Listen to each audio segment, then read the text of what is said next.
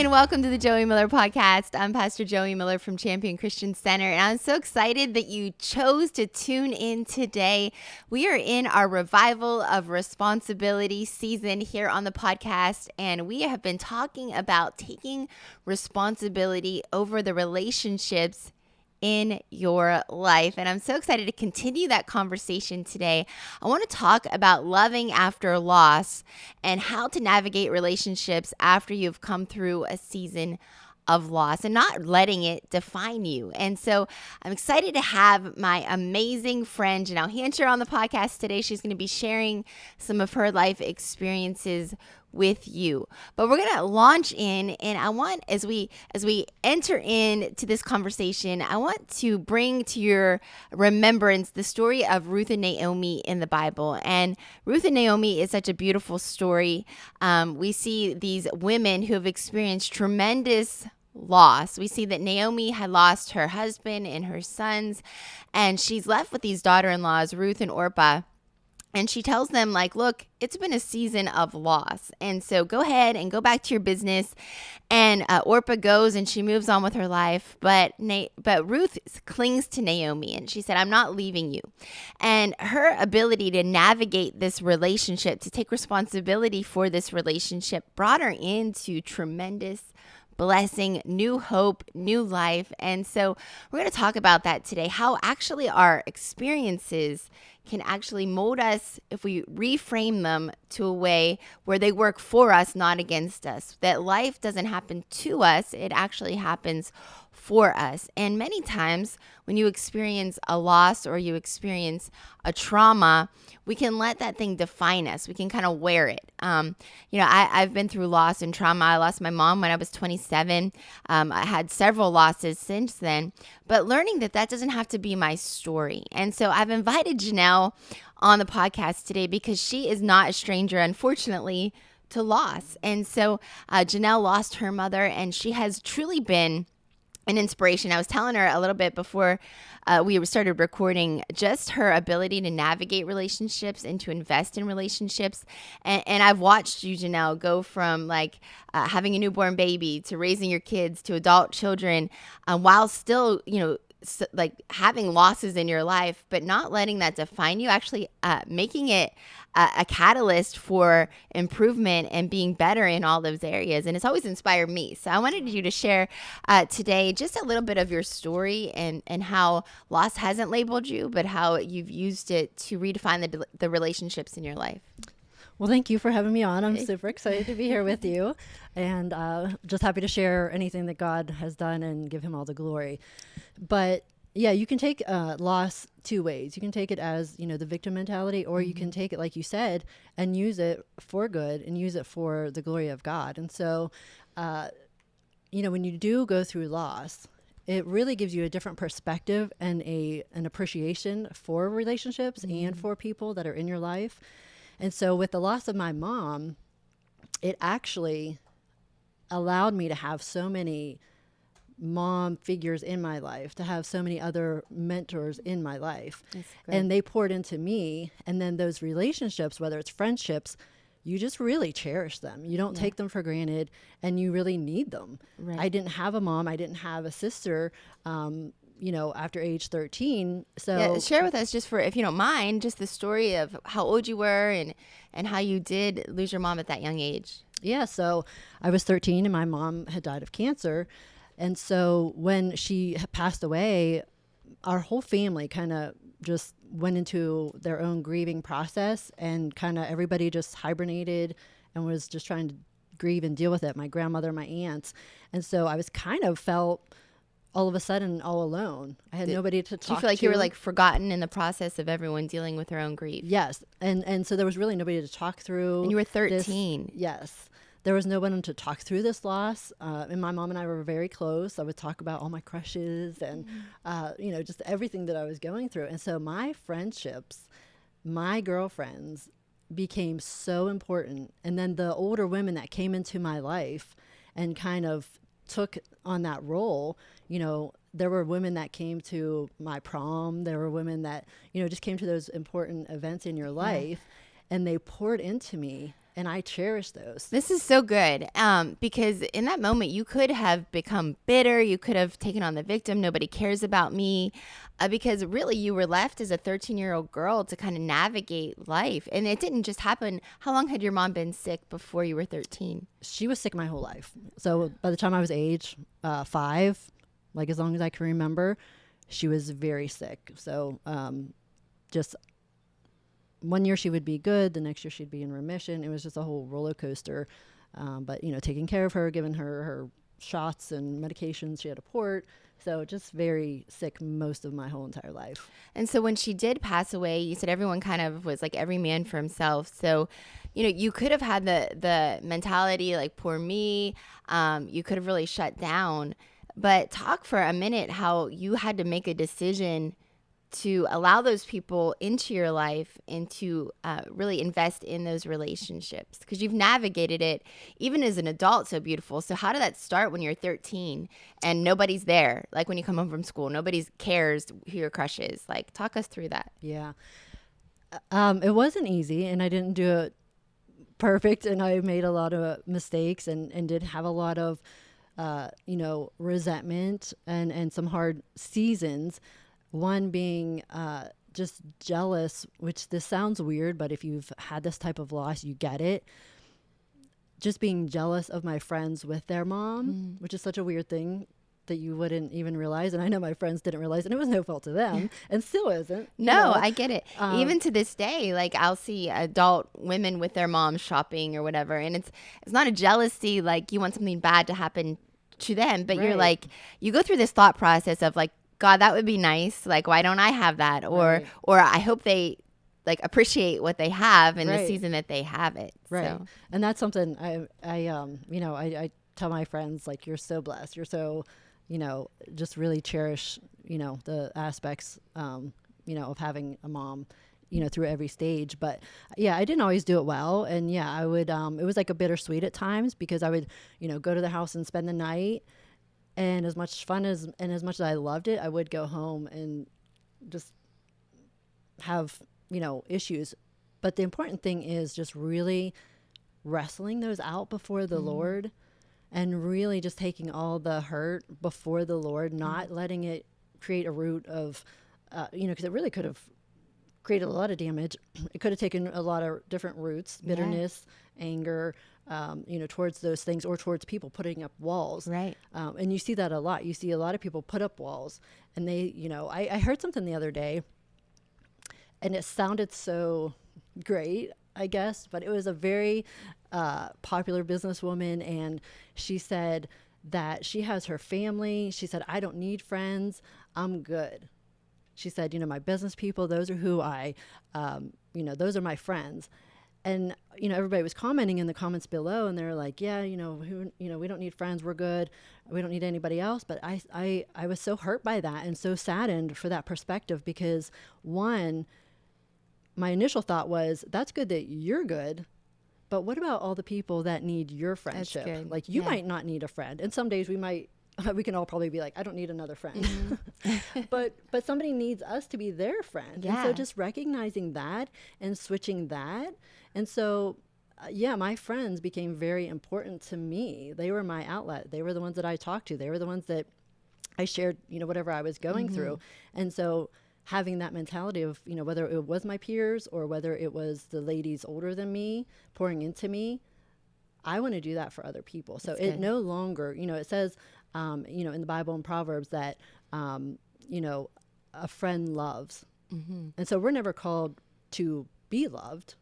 God never, obviously we are loved, but our purpose and our reason here is to love others. And so if you take that perspective of, I might not need friends, and there could be seasons where you're like, you have your like little moments to yourself. Right. But at some point, you need to be the friend. You need to be the one out there loving. And so always just wanting to give back what you've been given. And so I always kind of saw the silver lining of what I had been given, because yes, I did lose my mom, but I've been blessed with so many other mom figures in my life that have been so intentional to pour into me, to be there when I had my babies, to just fill in those gaps. So good. And I want to dive into that too, just receiving that mentorship and those relationships from other people, because you might be watching today and you have a mom who's, alive and well, but she's still not fitting the box of maybe the mentor or the person that you need her to be. So we're going to talk about that too. But I love what you said, just making that decision of who you're going to be and not letting life define the perspective of which you operate from, but redefining it and reframing it. And I want to talk about that because you had to do this as a child. So talk to me about breaking out of that frame of loss, that I don't have a mom, because we could really, especially as a 13-year-old girl, you could really ride that wave far. Right. At what point did it click for you of I can't live like this. I can't be the victim. I have to snap out of this. It was probably during high school, just when my friends became, I had a good group of friends through the church, through the youth group. And so having those good friends, and I was very, very protective about who I chose as friends. I was very careful just because I was kind of fragile, I think. And so I chose very, very intentional. And I remember in high school, there were some friends that I chose not to be friends with just because how they treated me or just some of the things the comments that they said. Back in high school, it was popular to say your mama this or all those mama comments. You're aging, yes, now. Yes. But to me, I didn't find that funny. Yeah. And I just, just the insensitivity of some of the comments made around me, I was like, so just being intentional and finding those right friendships were so important. And then, just being, I remember at my prom and just one of my mom's best friends showed up and was there. And, we don't always get to pick our friends, or sometimes you're like, oh, I want to be friends with them. But I realized in that moment, I am loved. God does see me. And I think that, honestly, that was at age 16. I think that really, it just did a lot of healing. Yeah. That she would come to my house, take pictures and do all the things that a mom would do. That's on that amazing, day. because that was 3 years after your mom had passed. So a lot of people, they're there for you in the beginning and then they kind of just fade into the background. But for her to make a decision to be there, that's amazing and pivotal. Yes. And I remember she would buy me gifts. And that's another thing with moms. Yeah. Dads are great, but there's just something about moms. They just buy you stuff randomly, little things. Little things, yeah. And so having those people that get that and just do small little things, like this lady that was a friend of my mom's, she would buy me cassette tapes randomly. She just treated me kind of like I was another one of her daughters. And she got those small little things. And I think that really just, I probably didn't even realize it at the moment, but now looking back, just the healing that truly did in my life. Wow. And even to see that God sees the little things that you're not going to miss. And that's the power of one person. And that's what I tell myself all the time. It's you don't need an army. You don't need 10 people. God is putting one person in your life, and that's all you need. Yeah.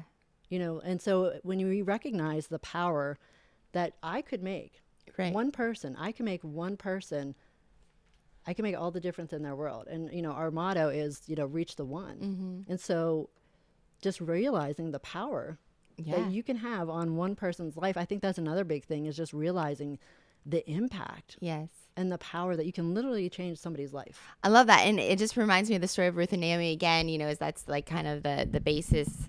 If you're going to a Bible story for what we're talking about, just how, Naomi had changed her name to bitter. My life's bitter. My life's over. And the power of Ruth connecting herself and making decisions to invest, to protect that relationship, really changed everything around, not only for Ruth, but for Naomi. And just that decision that you said, somebody needs you. Ruth could have gone on with her life, remarried and been fine, but Naomi needed Ruth, and she didn't know it, but she needed her. Right. And so recognizing those relationships in your life, that it's worth it. You might say it's not worth it. It's not worth the hassle of a female relationship. It's not worth the investment, but taking responsibility to, first of all, like you said, find the right relationships. Right. Well, even before that, taking responsibility for your own heart and stewarding your perspective, and then finding the right relationships and sowing in them. And so, well, I love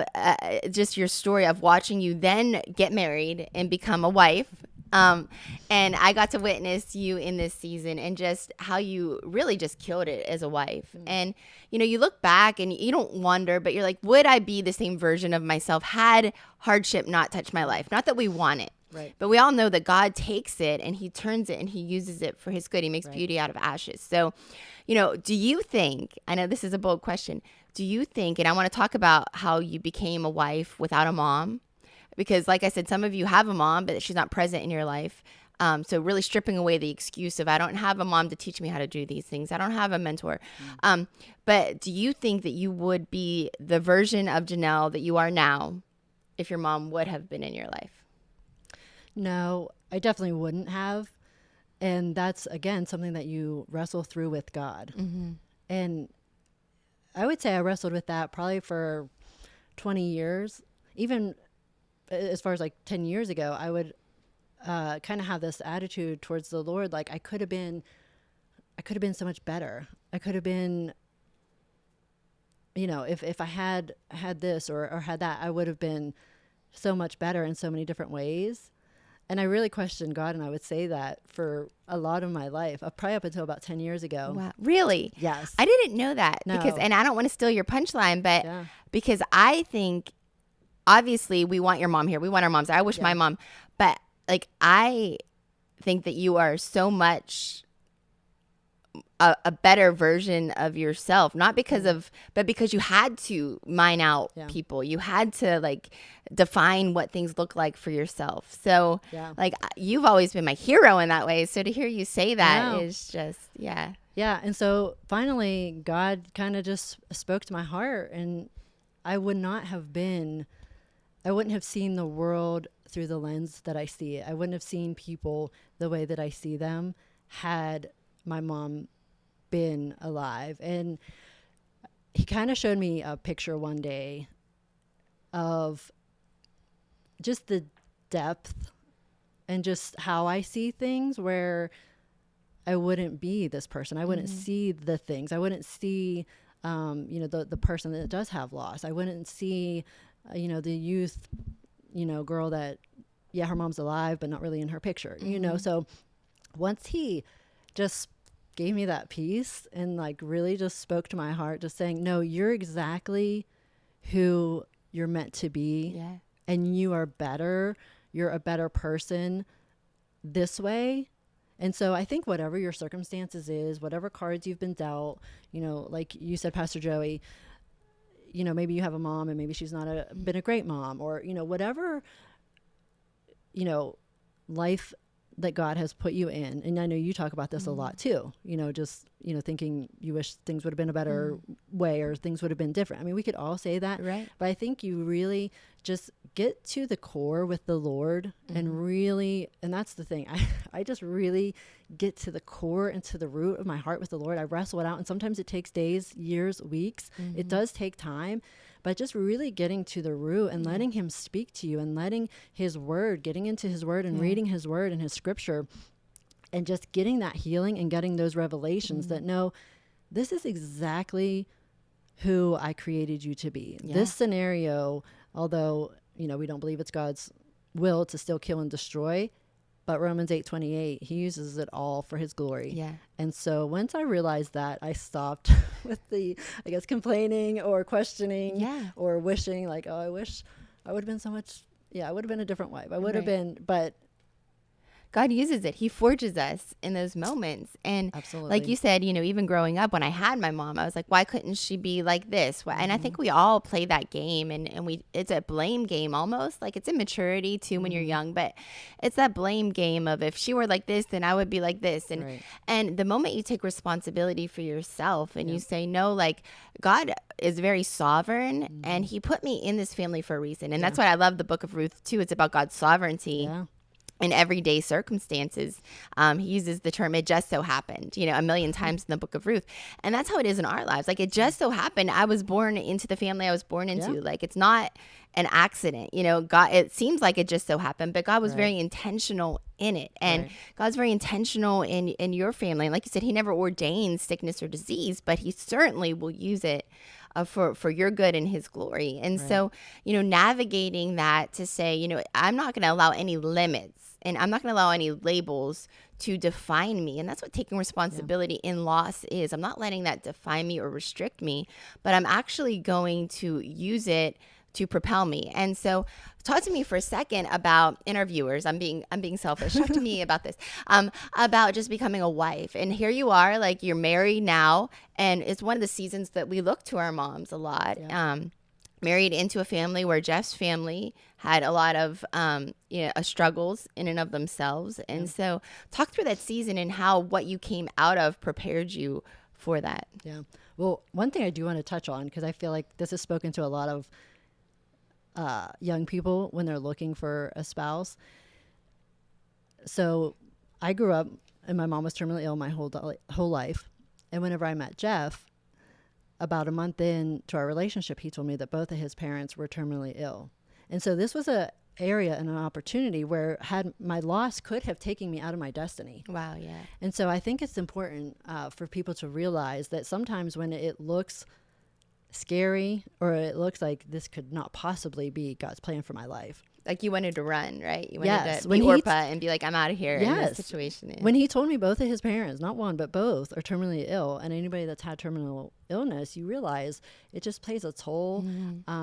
It just can really wreck families and the burden that it does create, and years and years and years. It's not like a quick fix. So knowing that I'm going into a potential relationship with both, and then he had a brother, so I knew, it would probably fall on me a lot of the caretaking or responsibility. And let me ask you this, so was there any part of you, and I've never asked you this question, and we've been friends for over 20 years, was there any part of you that faced disappointment? Like, I thought I was going to marry into a family where I would finally have a mom and I would finally have a sense of normalcy. Yeah. Oh, absolutely. I remember, so he told me about his parents, and I remember sitting in a parking lot, actually right by the church, because his parents lived in the apartments right next to our church. And I remember sitting in that parking lot in my car alone, and you've got to be kidding me. I can't believe this, because I really liked him, thought he could be the one. But then he tells me this. He could have told me he's broke. He could have told me anything, and I would have been naive and been like, oh, it's fine. But knowing this terminal illness and what, could potentially be, in our future, in our lifestyle, I really wrestled through that in the car with the Lord, and I wanted to run away.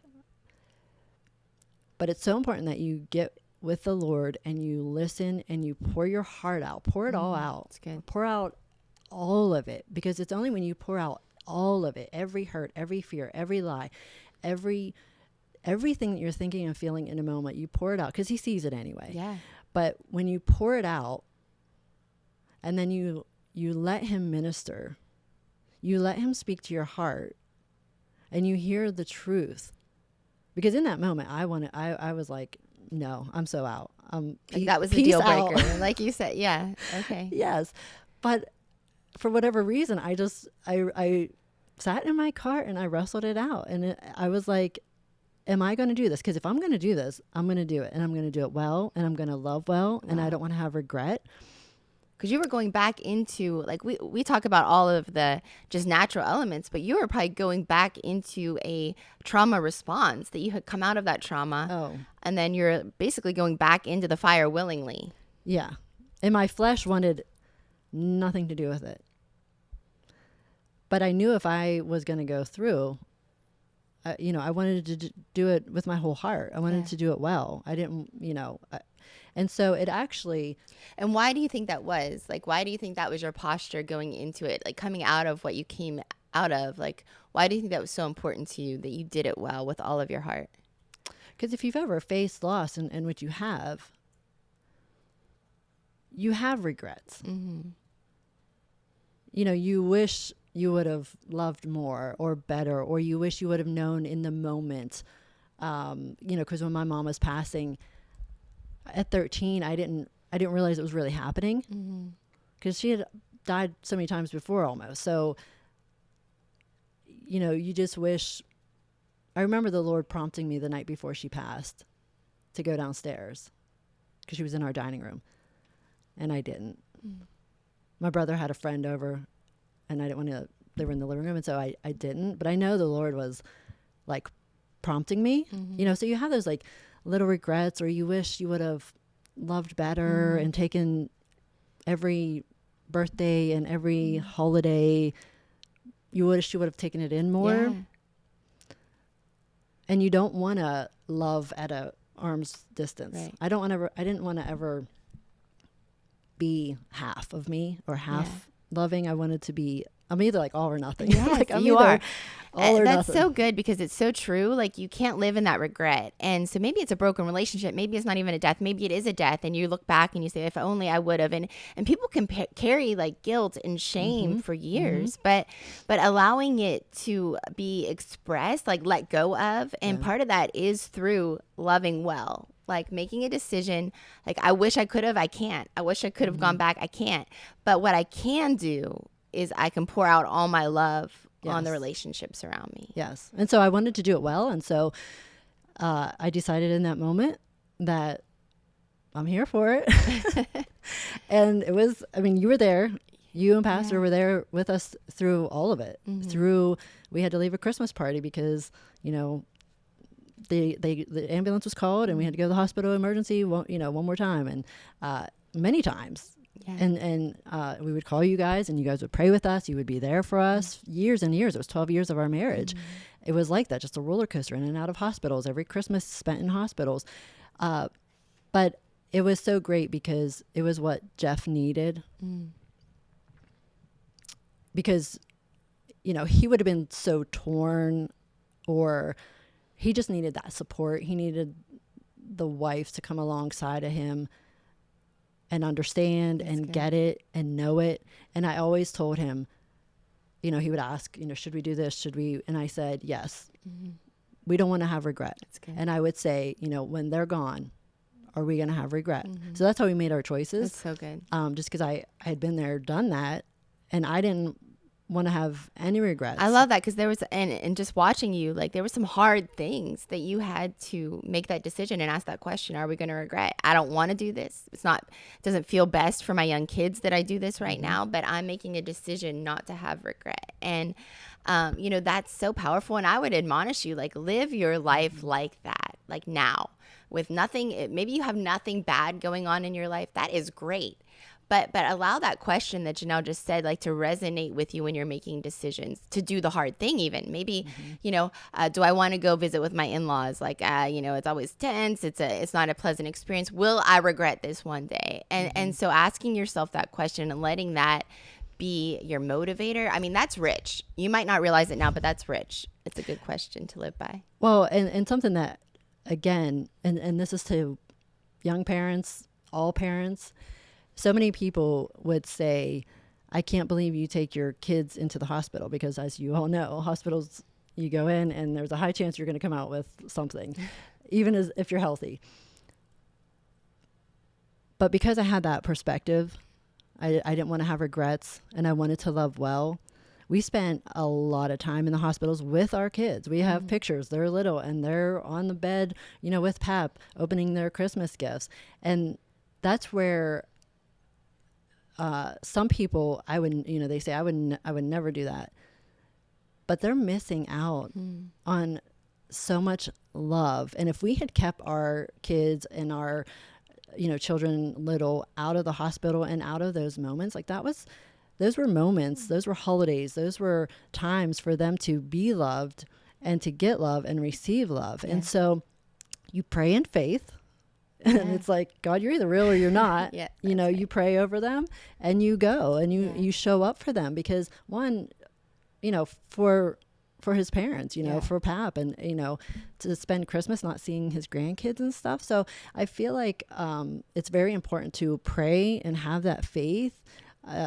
If you're to that level, because I know it's not easy and it's easier said than done, but just really seeing the bigger picture and seeing love and family and the importance of that, and not letting fear of sickness, fear of germs, fear of whatever, or fear of anything. Like I remember with my family, like they weren't in the Christian bubble that I was in, and so we would go over and they would let them watch things on TV that maybe I didn't want them to watch, or they would do things that I wouldn't prefer, but not even in that, like that could have robbed me in a different way. It could have been like keep him away from my family while my family was there. Now none of them are there. They've all passed on. So it was a unique season that fear could have kept me from enjoying the moments that I did have with them. So not letting fear ever be a motivator, but letting love be the motivator in those situations, you know, is so good. And not letting, your life and the good moments be robbed by silly temporary feelings. You know, I love this saying, and I try to live by it. Life is for the living. And I remember after my mom passed away, watching a movie, and it was like one line, and it just hit me that we can either spend what we have left of our life in a place of being sad. And there are moments, like if you're watching this and there's still moments of like, I'll be walking through a store and it's Mother's Day and I'll see Mother's Day card. And just for a second, you're like, you know what I mean? You still have those moments, but you can either let life stop you and you can stop living and stay in your grief, or you can let it be a motivator to live life to the fullest. And I love this perspective because you have truly lived it. After Jeff's parents passed on, you didn't have a lot of family around. And so like birthday parties became like you invited another level of the circle in to be your family. I remember holidays, like you guys were like, we don't have anyone to go to for Thanksgiving. You could have felt bad for yourself. But you guys were like, let's go on vacation. Like, so just that perspective of life is for the living and how you've embraced that. And so talk about that for a second. Well, back to your earlier question, because I don't think I answered it. As far as like the whole motherhood and mothering and not having that. Yeah. I'm a firm believer in, and you know this, books. Yes. And just there's so much help out there and so much wisdom out there that is free and available, especially now that there's Instagram and YouTube. You don't even have to buy books anymore. But just trying to be the best that I could be. Do you think you would have researched and gone for those books had you had a mom or had females that maybe were close to you that told you how to do it? Do you think you would have, researched the best of the ways that you wanted to parent? No, because I felt like I was coming from like I was already behind. I already felt I was behind learning, because I didn't learn how to cook. And I remember my mom teaching me, at 9 years old. I look back and she was trying to, prepare me to be a mom. She was trying to teach me how to sew, cook, which I totally forgot all that by the time I was 17. But, I already felt like I was kind of behind all the things I didn't know or didn't learn. And I did have a stepmom, but she didn't really pour in or invest into me, in those teenage years. She was busy. She worked, 60 hours a week. But no, it was when I was in my 20s and just reading everything I could read on being a wife, everything I could read on parenting, being a mother. So I firmly believe that there's so much wisdom and there's so many people that do it well. So I'm like, I'm going to download it all. And what you did, you stripped back the excuse. Like, I can't be a good mom. I can't cook dinner. I can't take care of my house because I never had anyone teach me to do that. No, you're like, no, I'm not going to allow this to be a limit. I'm going to go out there and figure out how to do it. Right. So, yeah. Own it. Yes. Own it. I remember going out and buying the Martha Stewart, like, housekeeping handbook. And it was like my Bible and Martha Stewart. And, it just, it helps you. There's women who can help you. So. Right. There's a lot of help out there. And there's a lot of people willing to help. Yeah. People that would teach you how to cook or, people are out there. They want to help. Yes. So, and I'm always, wanting to help pour into new wives, new moms. So there's a lot of people out there that want to give back and help. Yes. For sure. And you have done that. And I want to talk about that in a second, but so life is for the living. Taking a perspective of anything that you in the moment have the opportunity to look at as a loss or a setback. Talk about the mentality of just moving forward and making it fun or making it the best that it can be. Yeah. I think life, something that I try to do is find the silver lining in everything. Whether it's, my husband was traveling, for 3 years, which and just a lot of wives or moms would be like, oh my gosh, he's gone a lot, but just finding the silver lining. We would have cereal for dinner. We would stay in our pajamas or watch whatever, and just kind of really diving in to that season wherever God has placed you, just really diving in and trying to make the best of it. Because there always is. There's always pros. There's always cons. Right. So focus on the pros. Find the beauty in whatever season you're in, because there is beauty around. Mm-hmm. Sometimes you have to look a little bit harder, because it's easy to let negativity and victim and just all the bad. But you miss the purpose of God in that season. Right. You miss the purpose, the lessons, the fun. Right. Thinking back to those 3 years, it's probably such a special time for you that you remember with your kids during those 3 years. Yes. So when Jeff was done, we were kind of like, okay, you're in our space, you're messing up our schedule. We've kind of gotten into our happy place. But just making it fun, like you said, because I remember my dad traveled a lot too, and I remember my mom always being resentful of it, but I was like, I'm not gonna be resentful. I'm not gonna be nagging or whining and complaining to my husband. He needs me to be a support. He's out there working hard for us, right? And so just seeing that and making the most of it, and we said before, just the relationships that you do have that come into those places, whether it is your friends, whether it is mentors, and just really making it the best that it can be. So good. And the funnest that it can be. Yes. And so, on the topic of losing your mom, you have just become such an amazing mom. Not only an amazing wife, but an amazing mom. Thank so you. What are some, give us maybe 3 core values or core thoughts that you parent from having experienced a loss of parents? I don't know if this has anything to do with the loss of parents, but just recognizing that the world needs love, and it's changing the mindset that it's not so much about you. I've really tried to give my children the lens of it's not so much about you, because we can dote on our children so much, and we can make our lives evolve around our children so much that they just, and our culture is not good for this, right?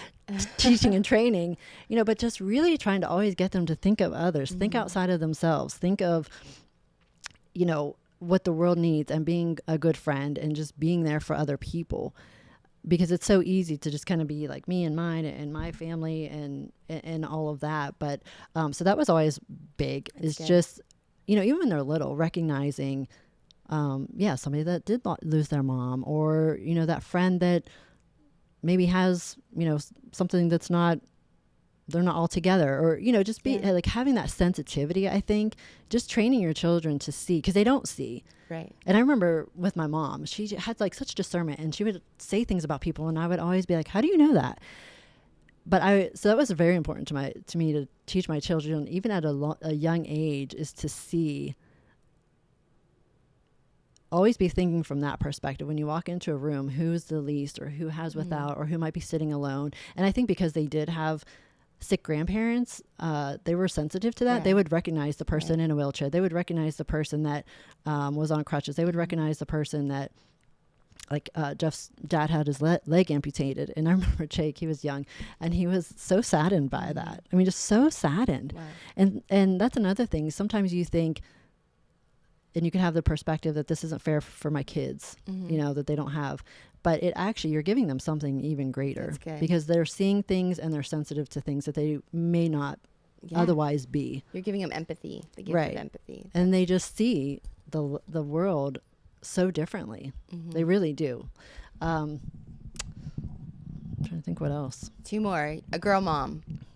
What's it like? Oh. Okay, so, we all have those moments where you're like, oh, I wish I had a mom. But then there's a switch where you're like, well, I get to be that. I might not be able to receive that, but I get to be that. And that is just as fun. So if you're watching and you have those pity party moments, like start being what you wish you had. And it is a blast. So talk about your relationship with your daughter, Jacqueline, who is your mini me. She is gorgeous. So having a daughter just brought so much life back to me that I didn't even realize. And I've mentioned this to you before, but just I didn't like shopping. There was just a lot of things that I didn't care to do. And then I had Jacqueline, and as she's, gotten older, now she's 21, but just loving every single season. Yeah. But there's a caution with that as well, because we can idolize. Yeah. And having such a loss could be a really dangerous place where I would idolize her, or even just want to have so much control to protect her. And that was something that I had to, I guess, wrestle with throughout her life, because the tendency is to overprotect and over control. Yeah. And I would literally have to constantly put her on the altar, just like Isaac, and just continue to release her to God. That's good. Because what I wanted to do, I wanted to overprotect, control. And so I constantly kind of fought that. I was aware of it. I recognized it, and I was like, I can't do this. I can't live with this. It wouldn't be fair to her. It's not fair to the family. And I've seen moms that do that. And that's so good. And that often does stem from like a trauma response. So trauma is trauma. It could be something from your parents getting divorced to just a nasty relationship with your mom to when you go in and try to overcompensate and recreate. You're almost recreating like your memories in the process of it. Right. So I love that. And that's great advice, not only if you've lost a mom, but be cautious of that with your, I think especially mothers and daughters, of that trauma response of trying to control. So but no, it's been amazing, and I'm so blessed and so thankful for God just restoring so much of that, and just the redemption in that. It's been I'm just so thankful that God gave me a daughter, and I love my son as well. Sons are amazing, as you know. So fun. So they're a whole different fun. Yeah. But all right. So any more core values that you parent from that you can think of? If not, you can throw out some little things that you do with your kids that you just enjoy, that I see on you, that I'm like, oh, Janelle, that comes from that place of appreciation and gratitude for the relationships in our life. I'm just big on, having those deep conversations, with your children, really getting to the heart, of your child, and having that relationship. There's so many stereotypes with our culture and society of, the teenage years and, how it's going to be. And I remember, that was my prayer is, Lord, I don't want what the society is saying the teenage years are going to look like. They don't have to look like that. That's right. Just because that's what the world is saying, that's not what God's saying. And so just recognizing that, but that comes with investment. That comes with a lot of time. It doesn't just happen. It doesn't just happen because you take them to church or to youth group. I mean, it's truly investing in them, investing in their friendships, and just building that relationship, so that they are, our children are 21 and 24 now, and they're amazing. We have a great relationship with them. It's all, come back. And so, and it's been intentional. Like, you guys have done an amazing job of being intentional about it. And, I think that does come, I think you would have been awesome parents anyway, but, from that moment of, understanding of life's not promised. Like my future's not promised. Like there's a different lens of gratitude and appreciation for life and the fragility of life, and that you just operate in, and you really make the most of every season and every opportunity. And so you didn't just let the teenage years happen, but you invested in every season. So good. Yeah.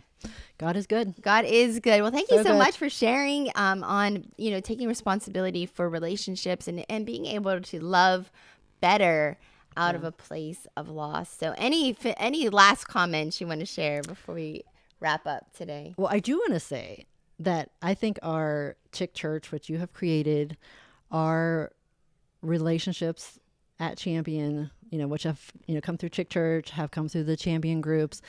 We have some of the most amazing ladies. And I say this often, you have that many ladies in a room. You have that many ladies, close and going to the Galentines or what have you. And it's something truly special. The relationships that are valued and cherished and they're healthy within and amongst the women. Yes, right. And it comes from your leadership all the way down. The culture that's set, what's there, we keep tight boundaries, what's allowed, what's not allowed, Right. the gossip or the backbiting. Yeah. I mean, to have that many ladies all together. And so just, you guys are so amazing, and just what is happening at Champion, at Church, for all you guys that are, watching, just really watching those friendships develop and how you're pouring into one another and making those investments, making those deposits. Yes. It's really special and unique. It is. And it's something that I think you guys realize, and that's why we kind of keep it a safe culture. Yes. It's so many women are finding friendship within women. Yes. I know it can be hard. Yeah. I know that so many women have said, friendships can be hard. It's hard to find your tribe, or hard to find like the nice girls, but they are out there. They are. It might take a while. It might take time to find, your group or your tribe, but it's out there. And I just love what God is building and doing with the relationships and the friendships at Champion and through Chick Church. I think it is amazing, and I love it. I love pouring into the young moms. Yes. I love our older women and what God is doing there, because we need it all. We need those that we're learning from, and then we need to teach those younger than us. And I think that's so important. The Titus 2 women, it talks about in the Bible, and how important that is. And just how we need each other. Yes. We're better together, for sure. And I love what you said. And maybe you're not around us and you can't get to Chick Church. Find that community within your church and be that person that you want to attract. A lot of times we're like, oh, I wish I had this perfect ideal friend. Like, put yourself out there, be that person, and God will show you the right friends to be around. And that doesn't mean you're not going to have difficult conversations sometimes. That doesn't mean you're not going to have to talk through things. But when God is the center of your relationships, there's no hard thing that you can't get through. And so invest in that. Life is better together. I love what you said, Janelle. Don't isolate. Like, Janelle has been a dear friend. She's been there for just like you said, we've been there for you. You've in turn been there for us in some of the most difficult moments of our life. And so find those people, open up, and love. It doesn't matter what pain you came from, what past you came from. God has got great relationships ahead. Take responsibility in it. So thanks, Janelle, for being with us and sharing your story. I love your story. And thank you for listening. We'll see you next week on the Joie Miller Podcast.